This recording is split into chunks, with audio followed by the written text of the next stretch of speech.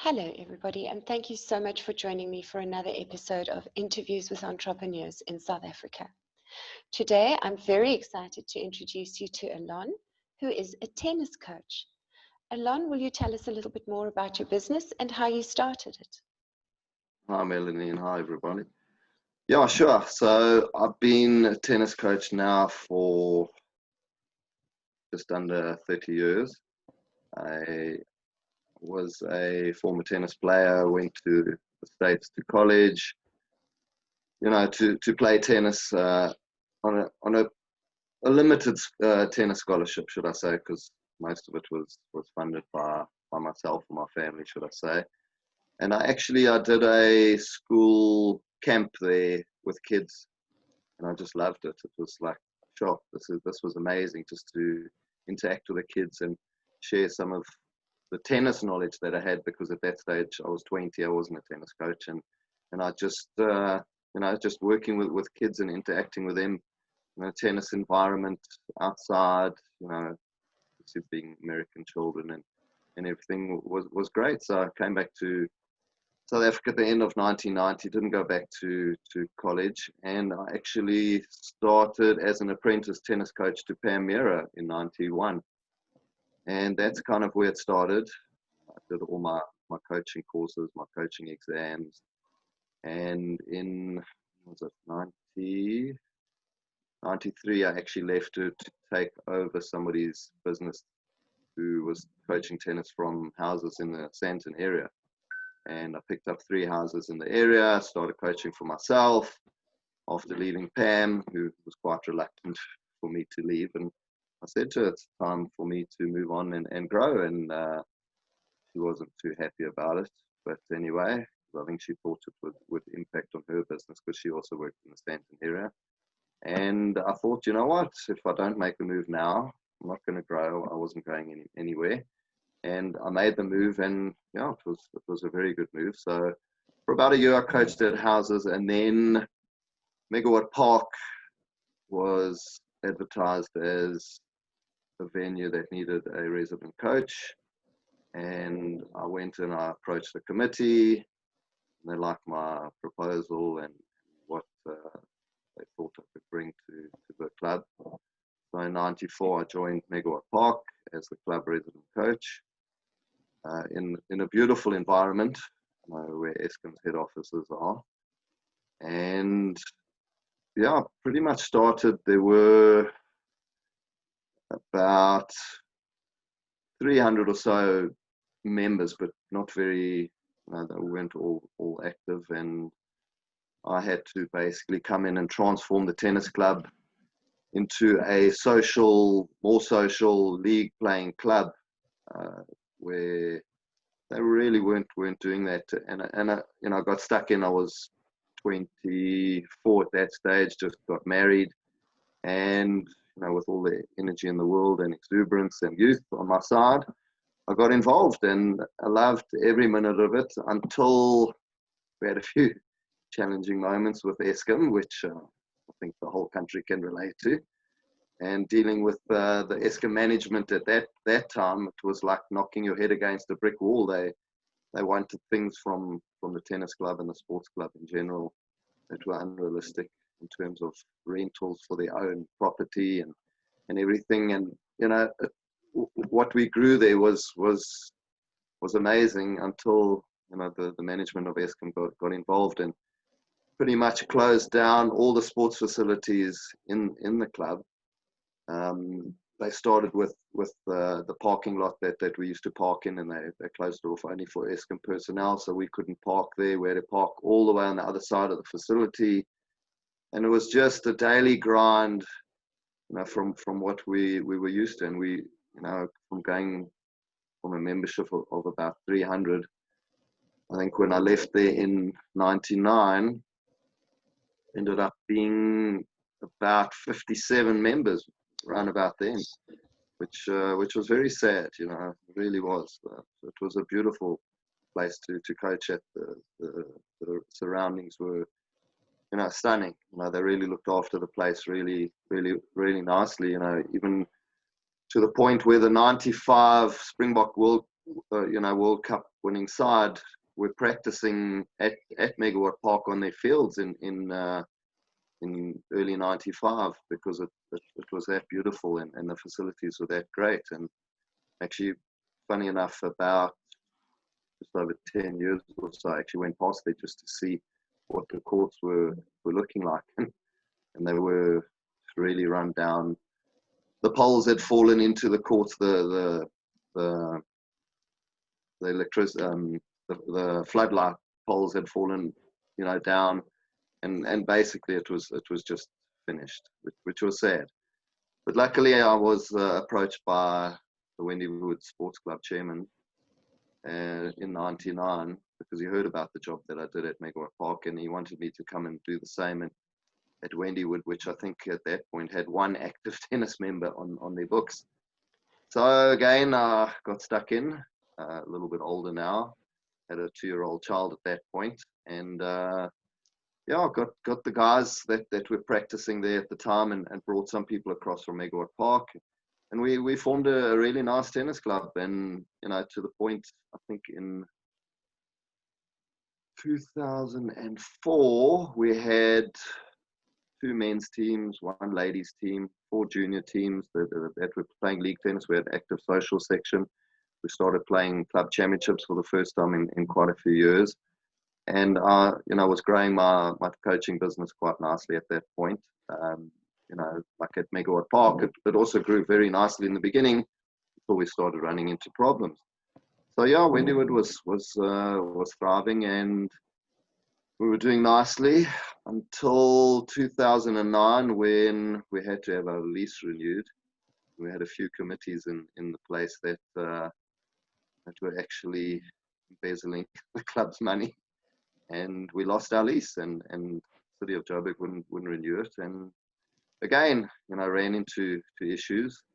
The worldwide recession hit, so it affected the club and my business, and all just happened at the same time where our lease application was turned down, and we basically were left with no committee, and myself and the squash chairman trying to rescue the facility, which was faced with closure because he got a few guys in that were running Rivonia Sports Club at the time to run the bar and the restaurant, and just generally look after the place, and which unfortunately was a really bad decision. They turned out to be criminals. So they're running a syndicate in the club, doing various illegal activities, and when the residents complained, the city of Joburg sent us a letter of closure, and I got a petition together, and we have a ballet teacher that's been there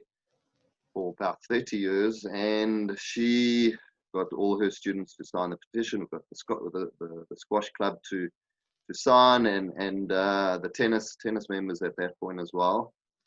And we said to them, listen, I run a business, I have a family, we have people that we employ, to clean and to look after the day-to-day, as well as the squash. And we have a ballet teacher that's been there so long, and look, please keep us open, close the bar and the restaurant down. We don't actually want that side of the place running. And they luckily said fine, but they're going to have to get people in to run the facility, and because we don't have a lease anymore and we actually are just pretty much squatters, they got the Department of Sports and Recreation to take over the facility in 2013. And unfortunately, them being government run with no funds and no budgets and everything, moved their offices in there, because their offices were in Fredman Drive, because they run Region E Sports and Recreation, and they saw the club as an opportunity to get their offices moved across, which they did. They spent the money that they had on refurbishing the section where the restaurant and the bowls club used to be into offices, and that's pretty much what's been going on since 2013. But unfortunately, our facility needs a major upgrade, and they don't have the budget. The residents don't run the facility anymore, And with this lockdown, when they decided to close the place, I can't get the place open. It's a never-ending battle. You know, they are waiting on the mayor of Johannesburg, which is now run by the ANC government, to open, and they've heard nothing from him. I was there a week ago, and they don't know when it's going to open. So luckily, I have a client that offered me his court in Morningside to coach at, and that's where I've been since the beginning of June. Thank goodness, because May and April I didn't generate an income. Wow. When you're supporting a family of 4 with 2 adult children and a wife that luckily has her job, it's been quite difficult. It really has. It's been pressurized, been trying, in this time. So you really are dependent on the facilities and the venues that you can get to work in. Yeah, besides the sports club, I work at 3 schools. And the one school is actually tied to the sports club at Santon Sana School. And we can't do any work at any of the schools because of the lockdown, because the schools won't allow any form of organized sport or any coaching to take place. And it's not just myself that's affected. I do have a team of 4 or 5 coaches that are dependent pretty much solely on the schools, having school tennis. And there's nothing at the moment. And I have even sent them letters from Tennis South Africa that I've been given along with my COVID-19 permit, and it just means nothing because the schools are too scared to have any kind of issues there, so they've not allowed anything to happen. And the same with the sports club. So yeah, it's been not only affecting my business in terms of personally, it's affected people that work with me, which has been very difficult. COVID-19 has impacted a lot of industries in some very severe ways. Has it pushed you to possibly think about doing something else? Because, I mean, this has been a career for 30 years. Have you thought about maybe doing something else? Yeah,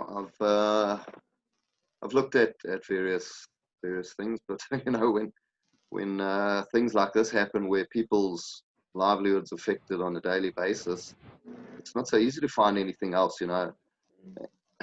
Even an online business is not so easy to get a hold of or do stuff. I've even looked at doing like online courses where I can just further my education in other spheres and that which I did start doing, but when I had to obviously try and get the coaching back and running, that kind of took a back seat. So it obviously is something that I've been trying to find avenues, but yeah, unfortunately, in these times you stick to what you know and what you know best, and hopefully people you support you. So my clients have been supportive for the most part, but I've also had clients that haven't come back at all. They're too scared. They've even been like a little bit strange in terms of I've tried to contact them and message them and phone them, and some of them haven't even come back to me. They just, I think, too worried about getting infected and everything. Even though tennis is one of the sports where social distancing is quite easy. We're out in the sun. Sunlight, is a very positive thing where the virus is concerned. But yeah, they still haven't returned, and I've even had a couple say, well, with the spread now in July, that they're not going to be coming. So it's been very trying. But at the same time, I've picked up a few people that I wouldn't have picked up maybe under normal circumstances, coming in and word of mouth, and people saying, well, you can come to me for lessons. I do have a court, because they obviously experienced issues wherever they were. I've even picked up a couple of other houses where the kids are also bored. They're stuck at home. They have courts at their homes, and they were actually having lessons at another court elsewhere, and that came to an end. So at least that's been a big help. So at least, yeah, from that point of view, the word of mouth is being very good. And from people that I would normally not coach, I am coaching it. What will happen when this is over? If this is over, when it will be over, how it will be over, we don't know. I don't know if they'll still continue with me, but yeah, at the moment it's at least given me some work to do and a reason to get up in the morning. It was hard the couple of months when I wasn't working. So it sounds as though your business is kind of pivoting from teaching, coaching at a facility to now coaching in homes where people have their own facilities. Yeah, pretty much. Okay. Where they can control the environment to a certain degree and be happy with me coming in there and doing a job. The client that I use in Morningside, that's where most of my clients actually come to. So he said to me, because I actually asked him, I said, can I use the court? And he said, fine. It's actually his neighbor's court that he took over to use when he was retiring. But he actually stopped playing last year because he, with playing with me for 13, 14 years, he just decided he wanted a break. And he actually owns a football club in the United Kingdom. He's the chairman of the club, and that's kept him pretty busy. And he hasn't really had much time to do other things. And he does do other exercise related things. So it's not like he's been missing this. And thank goodness for him. So it hasn't really affected him other than him, saying that I need to obviously just control the environment to a certain degree and not affect his day-to-day activities, which my clients, have respected.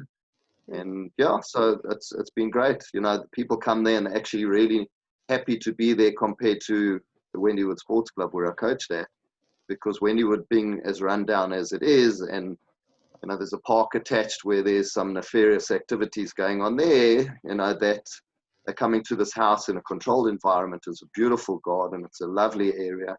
And they're actually very happy there themselves. So, yeah, it's made a nice change, in this period. It's very interesting to hear that you've been brave enough to find the solutions that you have. Because I think a big part of getting through the period that we're in right now is actually just staying courageous in the face of difficulties. So well done with that. Yeah, thanks. Look, definitely. Now, if anybody would like to get hold of you for tennis coaching, how do they reach you?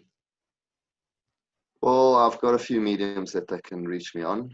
The main one is obviously mobile. So I can give out my details please now. Give out please give out your phone number. That's fine. So my cell phone number is 082-774-5347. I have a website that people can go to as well and leave their details if they want. It's Allon, Allon, Rock, ROCK. So it's all one word, all lowercase, at same Allon Rock Tennis Coaching.co.za.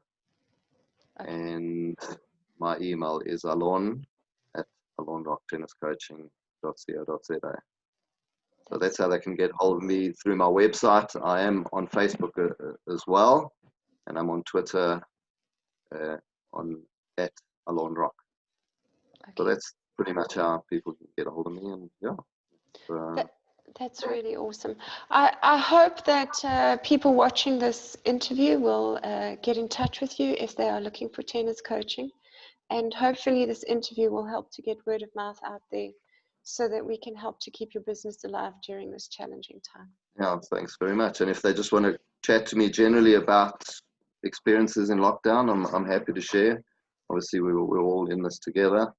And adapting to this new normal is something different. But I think attitude makes a major impact in anything in what we do in life. And I wasn't just going to sit around and mope around. And I was proactive in what I had to do, and I got it done. Even though business is not back to normal, and I do have people that depend on me. That are obviously battling a lot more than a lot of us. I'm still doing okay, but not what is normal, whatever that means. I think we're all resetting to a new normal and a new way of doing things, and Yeah, it sounds as though you've started to put systems in place that will carry you through this period and into the new future. So well done. yes, yeah. Thank you. Thanks for the interview, and thanks for doing it. I appreciate the help. Any help is great. It's a huge pleasure. It's a huge pleasure. Great. Have a great day.